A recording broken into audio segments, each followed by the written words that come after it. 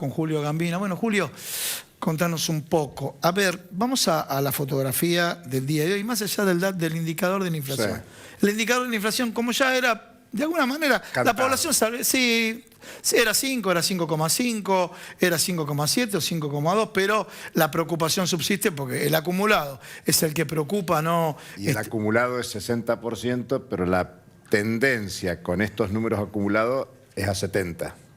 Me estás provocando con que, por ejemplo, el aumento promedio de la carne del último mes fue del 6%, pero subió el 8% los cortes populares, el osobuco, la falda y demás. Pero bueno, es como que se viene dando esta tendencia, pero hay más factores que ahora empiezan a llamar la atención, que están vinculados con, por ejemplo, Banco Central, que le dice al Ministerio de Economía: muchachos, por más que no nos guste, subamos la tasa de interés porque si hay una fuga en pesos, se pudre todo. Yo cambié el lenguaje, pero vos me corregís, dale. No, pero es correcto. Fíjate que el diagnóstico del ministro de Economía desde que asumió es: hay que tranquilizar la economía. Y vos empezaste tu editorial precisamente en sentido contrario.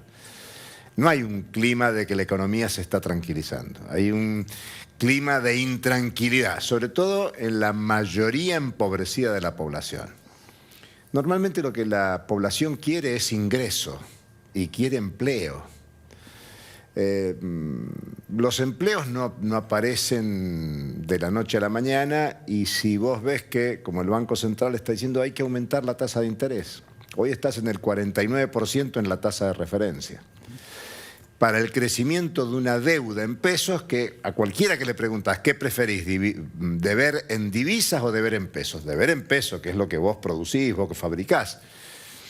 Pero le está costando mucho a la Argentina transformar su deuda en divisa en deuda en pesos. Y para tener deuda en pesos hay que subir la tasa de interés. Y esa tasa de interés elevada se termina trasladando al préstamo, sí. No te digo el préstamo de consumo siquiera, sino al préstamo para la inversión. Entonces, Claro. ¿cómo vas a reactivar la economía con estos niveles de tasas de interés y con un deterioro de la capacidad de consumo de la población? Porque al mismo tiempo la inflación, esta historia de que los precios van por el ascensor y los ingresos populares o salarios van por las escaleras, van muy por detrás.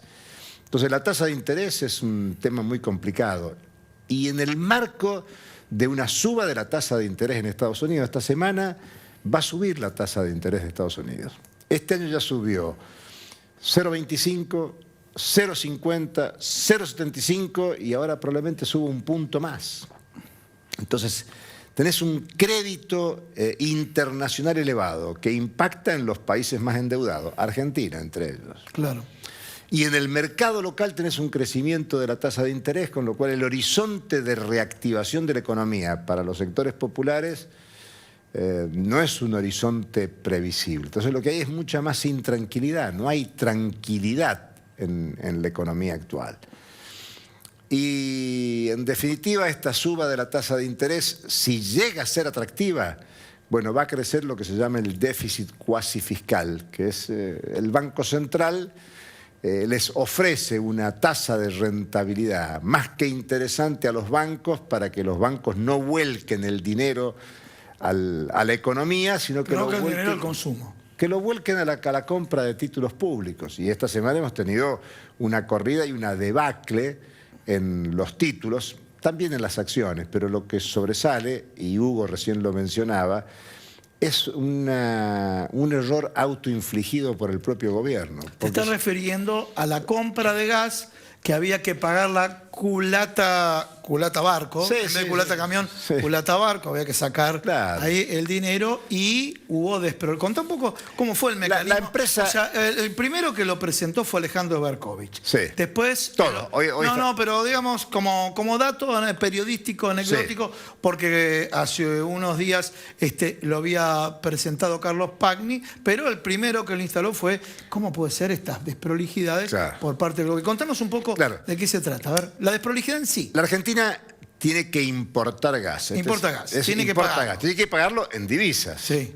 Entonces, la empresa de energía estatal que tiene que hacer la compra y por lo tanto pagar, tiene títulos en pesos. Claro. Por lo tanto tiene que vender esos títulos, nada menos que 9.000 millones. Una cifra más que interesante. Que en el mercado no tenés por qué saber que hay una compra por 9.000 millones. Claro. Y por lo tanto eso da la impresión de que hay que salir a vender. Y atrás del que vende 9.000 millones salen otros a vender. Si están todos vendiendo, vendamos porque algo pasa. Y entonces eso hace caer el precio. Bien. Y por lo tanto se deteriora. Técnicamente, ¿qué tendría que haber hecho? Bueno, técnicamente. Lo que pasa es, ¿por qué sale a vender? Porque el Banco Central no le da las divisas para comprar el gas. Pero técnicamente tendría que haber comprado. No, técnicamente tienen que planificar y ver si no necesariamente tienen que salir a vender. Y por lo tanto encontrar los mecanismos dentro del propio Estado de que los dineros circulen de otra manera y se haga la compra de gas. Es una compra de gas que hace la Argentina, no importa quién la hace. La propia YPF, que es una empresa privada de gestión estatal, puede intervenir en todo esto. O sea, puede haber recursos. Claro, eso requiere una planificación y una coordinación entre el Ministerio de Economía y los distintos ámbitos que hacen al funcionamiento económico. Por eso te involucro a las empresas. La que generó el proceso fue una empresa. Y YPF es otra empresa y podría intervenir. Y también te pone en evidencia el desorden que hay en el funcionamiento económico de la Argentina. Un Estado, lo que tenés es un Estado ineficiente. Claro. Muchas veces te dicen, bueno, que esto es un tema de mercado. No, es de mercado y de funcionamiento, de cómo funciona el mercado. El Estado estadounidense interviene en el mercado norteamericano. Obvio. Es más, el Banco Central estadounidense es una entidad privada. La Reserva Federal de Estados Unidos es privada. No es un ente estatal. Pero todo es planificación. Por eso yo te empecé con el tema de la tranquilidad. No solo no hay tranquilidad en el orden económico, sino que no se planifica para que algo planificable como esto. Hay que comprar gas en un momento que el gas está subiendo en el mercado mundial y que por lo tanto es un tema sensible, y mucho más cuando la Argentina está discutiendo cómo resolver la infraestructura para hacer el gasoducto que traiga el gas de vaca muerta para ponerlo en puerto y exportarlo. Y que está buscando incluso quién le compre ese gas. Y por eso incluso hay diálogo Brasil y Argentina. El diálogo prácticamente no existía entre Brasil y Argentina. Y Bolsonaro tuvo conversaciones particulares. Sí, con Scioli, pero también con Alberto Fernández.